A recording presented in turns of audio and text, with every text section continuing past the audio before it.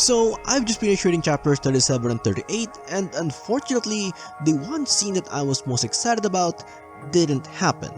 The Admire did not fight transformed Leviathan. In fact, the Admire wasn't needed in that fight at all, because it turned out that Leviathan's transformation was incomplete. I failed. My transformation only half succeeded. I really thought it would work. Maybe I really am a born loser. No, that's not true. Sure, you're short, really scary, and have a huge forehead, but I still aspire to be like you. Thanks for the kind words. Now, it wasn't really explained why Leviathan failed to do a complete transformation. I mean, as far as we know, the Vapouse and the Dark Matter are the only things that a Nikke needs if they want to evolve. But despite having access to all the necessary materials, Leviathan still failed to do a complete transformation. Now, at first I considered that maybe it's because Leviathan gave some of her parts to Behemoth. However, we don't really know what specific parts she lost, so we can't say for sure if it could have affected her evolution. Additionally, the state of Behemoth's body when she evolved is obviously far worse than Leviathan's. I mean, Behemoth was literally dying in that moment. Her body was already turning into dust, and she even lost her head. So I don't think that missing a few parts would hinder Leviathan's evolution. So it made me wonder if there's another requirement for evolution that Leviathan somehow failed to meet. And after rereading Rappy, Behemoth, and Marn's evolutions, the one thing that stood out to me is that when their evolutions happened, all three of them were thinking of the people they care about the most, people they want to protect. I had nothing. I was nothing. I didn't know who I was. But the commander, Denise, Neon, Uma, Emma, Rusty, they all showed me who I am. Now I know. Even if I may not have a clear picture of who I am, I can still justify my own existence through other people. Behemoth! Yeah? You transformed! How did you do it? I don't know. I just thought about how much I wanted to protect you and... Huh? I can't hear you. Marion, your body. Commander, Rappy, Anise, Neon, Snow White, Scarlet, Rapunzel, Crown and Chime. Protect me, and I will do the same. I promise you. I'll protect all of you. So it made me wonder if bonds play a role in evolution. After all, we know from Maxwell's bond story that Nikkes who form a bond with the commander becomes a lot stronger. The deeper their bond with him is, the stronger they become.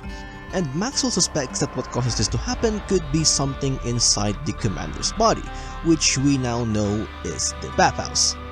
So there is already a established connection between bonds and the Vapouse.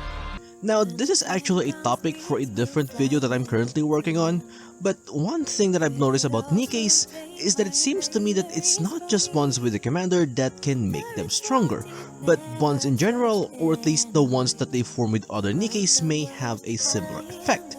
Because we actually have many examples of Nikkes getting stronger, or at least doing some really impressive things after deepening their bonds with others.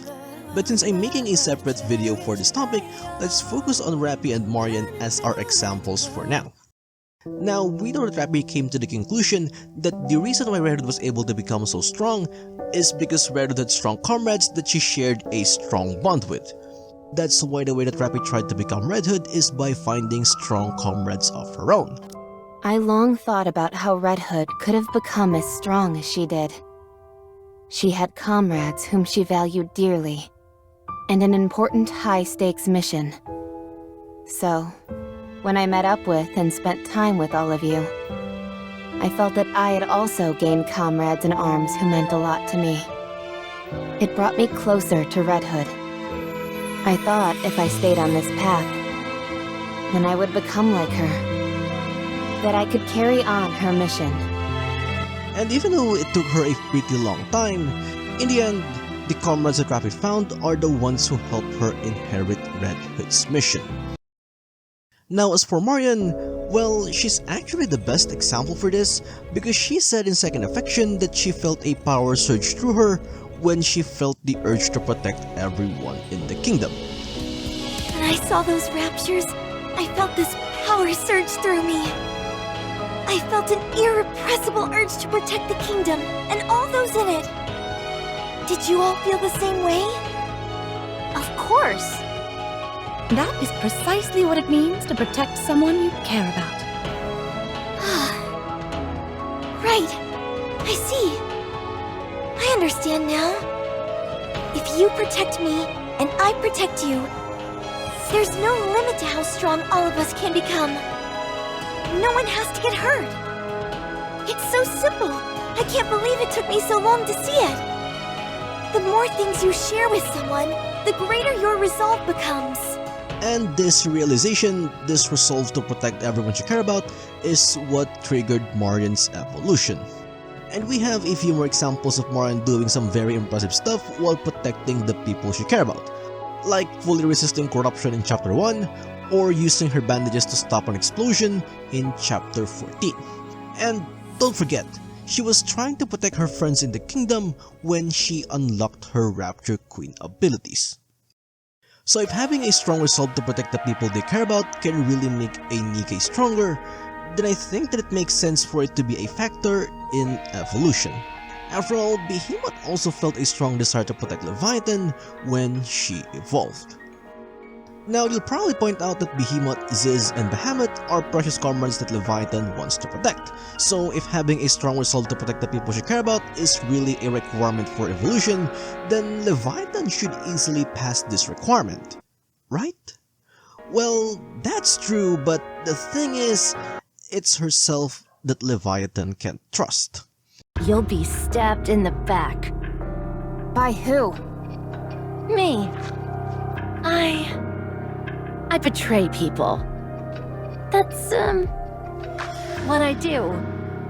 Leviathan? You want to cooperate? Fine. But I'll turn on you. That's the kind of person I am. I sell out anything and everyone, even those precious to me. I'm such a fool. Now it's very obvious that the reason why Leviathan has this opinion of herself is because she blames herself for what happened to Siren 70 years ago. Because that's the day she betrayed Siren's trust. The day she became the kind of person she hates the most. A traitor.